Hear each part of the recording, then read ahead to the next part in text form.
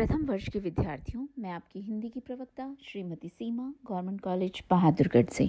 विद्यार्थियों, आज हम पढ़ेंगे रसखान के सवैये। आइए ध्यान दें। ब्रह्मा में ढूंढयो पुरानन गानन वेद ऋचा, सुनी चौगुने चायन, देखियो सुनियो कबहू न, कितु वह कैसे स्वरूप ओ कैसे सुभायन। टेरत हेरत हारी परयो, रसखानी बतायो न लोग लुगायन, देखो दूरो वह कुंज कुटीर, मैं बैठो पलोटत राधिका पायन। विद्यार्थियों, इस सवैये में कवि ने राधा और कृष्ण के माध्यम से प्रेम के महत्व को स्थापित किया है। भगवान सदा भक्तों के प्रेम के वश में रहते हैं। यहाँ इसी तथ्य को उद्घाटित किया गया है। कविवर रसखान कहते हैं कि मैंने श्री कृष्ण को पुराणों के गीतों में ढूंढने का प्रयास किया। उनकी प्राप्ति हेतु वेद की रचनाओं को बड़े ध्यान से सुना, किंतु वहां न तो उन्हें देख सका और न ही सुन पाया कि उनका स्वरूप कैसा है। कहने का भाव है कि भगवान वेदों व पुराणों के पढ़ने मात्र से नहीं मिल सकते। मैं प्रभु को बुलाते हुए और ढूंढते हुए हार गया, किंतु वो मुझे कहीं नहीं मिले। संसार के स्त्री पुरुषों ने भी उनके विषय में कुछ नहीं बताया। अंत में मैंने देखा कि वे दूर कुंज की कुटीर में राधा के पैरों में लेटे हुए हैं। कहने का भाव है कि भगवान को केवल प्रेम के द्वारा ही प्राप्त किया जा सकता है। इस सवैये में कवि ने प्रेम के महत्व को प्रतिपादित किया है। बाह्य साधनों, शास्त्र अध्ययन आदि को भगवान प्राप्ति के लिए उपयुक्त साधन नहीं माना गया है। सच्चा प्रेम ही प्रभु प्राप्ति का उपयुक्त साधन बताया गया है। अगला सवैया। शेष गणेश महेश दिनेश, सुरेसहु जाहि निरंतर गावे, जाहि अनादि अनंत अखंड, अछेद अभेद सुबेद बतावे। नारद से सुख व्यास रहें पची हारे, तौ पुनि पर न पावे, ताही अहीर की छोरियां, छछिया भर छाछ पर नाच नचावें। विद्यार्थियों, इस सवैये में श्री कृष्ण के अवतारी अथवा सगुण रूप के साथ उनके निर्गुण ब्रह्म रूप को भी स्वीकार किया गया है, जो कि भक्तों के साथ लीला करने के लिए ब्रिज में अवतरित हुए हैं। भगवान श्री कृष्ण के ब्रह्म रूप के विषय में बताते हुए रसखान कवि कहते हैं कि जिसका शेषनाग, गणेश, शिव, सूर्य देवता, इंद्र देवता आदि निरंतर ध्यान करते हैं और उसके नाम को गाते रहते हैं, जिसको वेदों ने भी अनादि, अनंत, अखंड, अभेद और अछेद रूप में बताया है। अर्थात वेदों में ब्रह्म के विषय में कहा गया है कि उसका कोई आरंभ व अंत नहीं है। वह असीम और मनुष्य की पहुंच से परे है। इतना ही नहीं, जिसके नाम को रटते रटते नारद, शुक व व्यास जैसे ऋषि भी थक गए थे, किंतु फिर भी उनके भेद को जान ना सके। उसी श्री कृष्ण को अहीर की लड़कियां छछिया भर छाछ के लिए नाच नचवाती हैं। कहने का भाव है कि भगवान भक्तों के प्रेम के वश में रहता है। रसखान ने श्री कृष्ण के ब्रह्म रूप को भी स्वीकार किया है, किंतु महत्व उन्होंने भगवान के अवतारी रूप को अधिक दिया है। आइए ध्यान दें अगले सवैये पर। जा दिन ते वह नंद को छोरो, या बन धेनु चराई गयो है, मीठई ताननी गोधन गावत, बैन बजाई रिझाई गयो है, वाह दिन सो कछु टोना सो के, रसखानी हिये में समाई गयो है, को न काहू की कानी करे, सगरो ब्रिज बीर बिकाई गयो है। इसमें कवि ने श्री कृष्ण की बांसुरी की मधुर ध्वनि और उसकी मीठी मीठी बातों के प्रभाव को अत्यंत सुंदर शब्दों में व्यक्त किया है। एक गोपिका अपनी सखी से यहाँ कहती है कि जिस दिन से वह नंद का बेटा इस वन में गौओं को चराते हुए अपनी बांसुरी की मीठी मीठी ताने सुना गया था और अपनी बातों से सबको प्रसन्न कर गया था, उसी दिन से ही उसकी तानों व बातों का कुछ ऐसा जादू का सा प्रभाव हृदय में समा गया है कि कोई किसी की लज्जा नहीं करता, अर्थात सभी श्री कृष्ण के प्रेम की चर्चा निसंकोच होकर करते हैं। ऐसा लगता है कि ब्रजभूमि की सभी नारियां उसके हाथों बिक गई हैं, अर्थात उससे अत्यधिक प्रभावित हो गई हैं। कवि ने श्री कृष्ण के प्रति गोपियों के प्रेम की अनुभूति का सटीक चित्रण किया है। कवि की प्रभु श्री कृष्ण के प्रति प्रेम एवं भक्ति भावना का भी यहाँ परिचय मिलता है। आइए ध्यान दें अगले सवैये पर। गौरज बिराजे भाल, लहलही बनमाल, आगे गैया पीछे ग्वाल, गावे मृदु तानरी, तैसी धुनी बांसुरी, मधुर मधुर तैसी, बंक चितवन मंद मंद मुस्कानी री। कदम विटप के निकट तटनी के आव, अटा चढ़ी चाही पीत पट्ट फहरानी री। रस बरसावे तन तपन बुझावे नैन, प्राणनी रिझावे वह आवे रस खानी री। यहाँ पर कवि ने श्री कृष्ण की विविध गतिविधियाँ और उनके रूप सौंदर्य का सजीव चित्रण किया है। कवि ने ब्रज के ग्वाल बालों के गाय चराने का चित्र अंकित करते हुए ये शब्द कहे हैं। कवि यहाँ कहता है कि एक गोपिका अपनी सखी को बता रही है कि ग्वाल बाल गौओं को चराने के लिए वन में जाते हैं। गौओं को पाँवों में उड़ी हुई धूल उनके माथे पर लगी हुई है और उनके गले में पड़ी हुई वनमालाएं लहरा रही हैं। आगे आगे गायें चल रही हैं और उनके पीछे पीछे मधुर तान में गाते हुए ग्वाल बाल चल रहे हैं।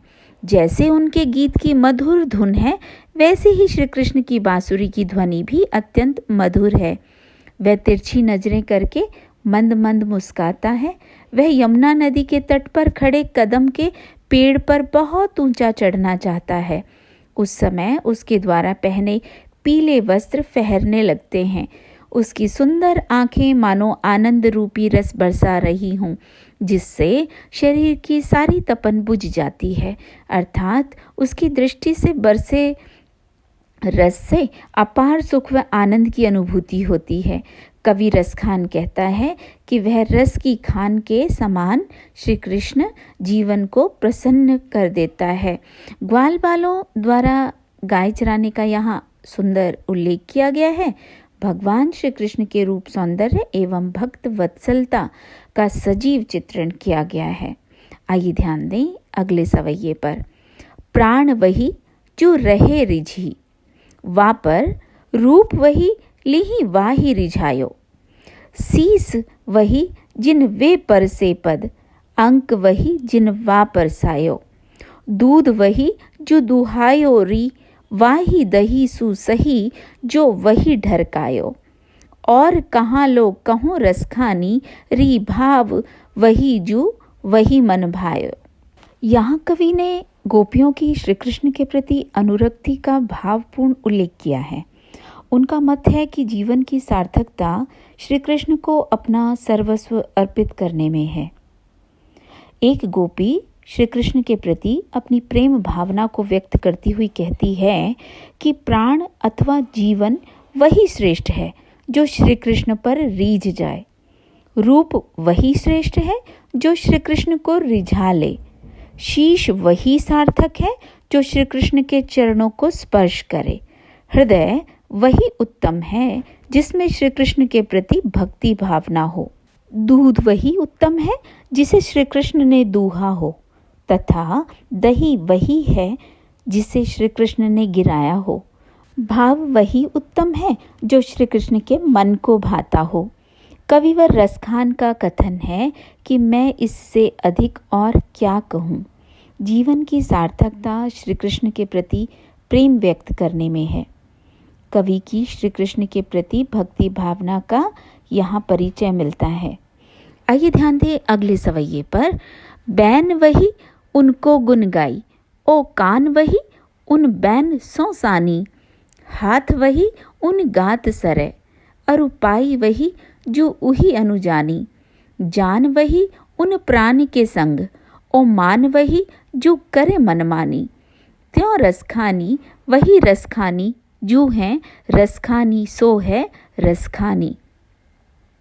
कवि ने उसी जीवन को सार्थक कहा है जो भगवान की भक्ति में तल्लीन हो। अपने जीवन को प्रभु के प्रति पूर्णतः अर्पित करने का संदेश देते हुए कवि ने यहाँ ये शब्द कहे हैं। कविवर रसखान प्रभु श्री कृष्ण की भक्ति का गान करते हुए कहते हैं कि वाणी वही सार्थक है जो प्रभु का गुणगान करे। कानों का सदप्रयोग तभी संभव होगा जब प्रभु का गुणगान करने वाली वाणी को सुनने में तल्लीन होंगे।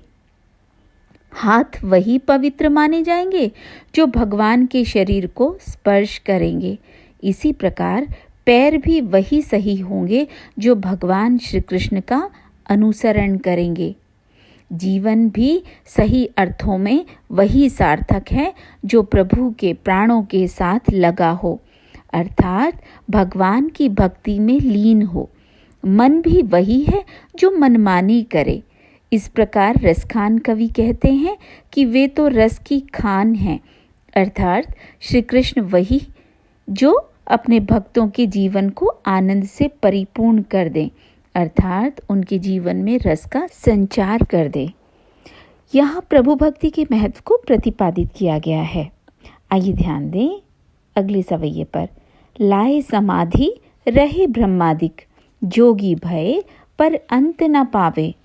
सांझते भोरहि भोरते सांझनी, शेष सदा नित नाम जपावें। ढूंढ फिरे त्रिलोक में साख सुनारद, लेकर बीन बजावे। ताही अहिर की छोरियां, छछिया भर छाछ पे नाच नचावे। यहाँ कवि ने ज्ञान ध्यान की अपेक्षा प्रेम भक्ति के महत्व को प्रतिपादित किया है। उनका मानना है कि भगवान को प्रेम के मार्ग पर चलकर सरलता से प्राप्त किया जा सकता है। रसखान कवि भगवान के सगुण रूप में विश्वास व्यक्त करते हुए कहते हैं कि ब्रह्मादिक सभी देवता समाधि लगा लगाकर योगी बन गए, किंतु उस परमात्मा का भेद नहीं जान सके। शेषनाग आदि सांझ से प्रातःकाल तक तथा प्रातःकाल से सांझ तक, अर्थात हर समय उसका ही नाम जपते रहते हैं। इसी प्रकार नारद मुनि अपनी वीणा हाथ में लेकर उस परमात्मा को तीनों लोकों में ढूंढते फिरते हैं, किंतु वे उसे प्राप्त नहीं कर सके। उसी प्रभु को अहीर की लड़कियां लस्सी के एक छोटे से पात्र के लिए नाच नचवाती हैं, अर्थात अपने वश में कर लेती हैं। तो विद्यार्थियों, यहाँ भगवान भक्तों के वश में हो जाते हैं। आइए ध्यान दें अगले सवैये पर। एक सुतीरथ डोलत है, एक बार हजार पुराण बके है। एक लगे जप में तप में, एक सिद्ध समाधिन में अटके हैं। चेत जो देखत हो रसखान, सुमूढ़ महा सिगरे भटके हैं। साच ही वे जिन आपुनपो, यह श्याम गोपाल पे वारी छके हैं। यहाँ इस सवैये में उन्होंने समाज में ईश्वर भक्ति के नाम पर हो रहे दिखावे पर करारा व्यंग्य किया है। साथ में उन्होंने भगवान के प्रति सर्वस्व समर्पण करके भक्ति करने की प्रेरणा भी दी है। यहाँ रसखान कवि कहते हैं कि कुछ ऐसे लोग भी हैं जो भगवान को प्राप्त करने के लिए तीर्थ स्थलों पर भटक रहे हैं, तथा कुछ ऐसे भी लोग हैं जिन्होंने परमात्मा की प्राप्ति के लिए पुराणों को कई हजार बार पढ़ डाला, किंतु ऐसा करने पर भी उन्हें परमात्मा की प्राप्ति नहीं हुई। कविवर रसखान कहते हैं कि यदि सावधानी पूर्वक देखा जाए तो पता चलेगा कि ये सभी महामूर्ख ही हैं, जो परमात्मा की प्राप्ति के लिए इधर उधर भटकते फिरते हैं। सत्य तो ये है कि जिन्होंने अपने आप को श्री कृष्ण के प्रति पूर्णतः अर्पित कर दिया है, वही उसे प्राप्त कर सके हैं, अर्थात सदा प्रभु भक्ति के आनंद से आनंदित रहे हैं। तो विद्यार्थियों, यहाँ कवि ने प्रभु प्राप्ति हेतु बाह्य साधनों व ग्रंथों के अध्ययन को व्यर्थ बताया है। परमात्मा के प्रति समर्पण की भावना को भी महत्व दिया है।